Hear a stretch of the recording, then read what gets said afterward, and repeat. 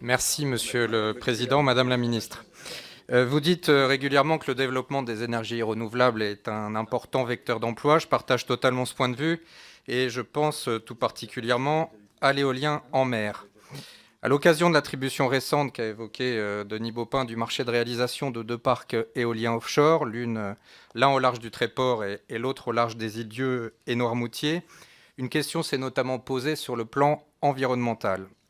C'est celle des techniques d'ancrage des éoliennes. 2 systèmes d'installation étaient proposés, un système d'ancrage de pieux fixé dans le sol après forage, et un autre prévoyant des embases gravitaires en forme de parasol qui fixent les éoliennes sur le socle sans avoir à les forer. Ce dernier système semble plus respectueux de l'environnement car il ne détruit rien, a priori, dans les fonds marins.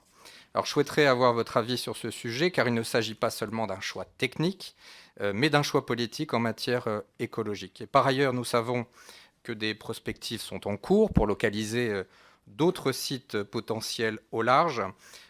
Pourriez-vous nous dire quels sont vos objectifs en termes de développement de notre parc éolien offshore dans les prochaines années, car c'est effectivement un enjeu particulièrement important pour l'emploi et qu'il y a des perspectives particulièrement importantes pour notre pays. Olivier Falorni, en ce qui concerne le parc éolien offshore, vous avez évoqué des différences de techniques concernant la protection de l'environnement marin.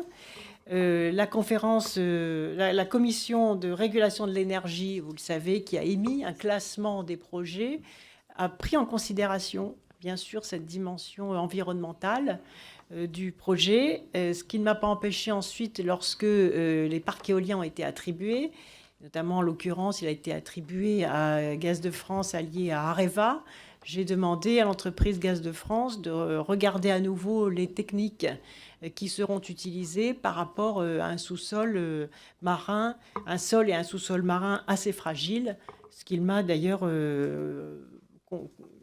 dit en effet qu'il allait s'engager dans cette direction-là pour réexaminer avec les associations de pêche en particulier, la façon dont on pouvait adapter les techniques à la nature du sol et du sous-sol marin dans cette zone. Vous savez, la France là s'est engagée sur la construction de 6 parcs éoliens en mer. C'est vraiment une réussite extraordinaire. Les industriels se mobilisent. On est en retard par rapport à des grands pays du nord de l'Europe, très en retard. Même, je souhaite que ce retard soit rattrapé.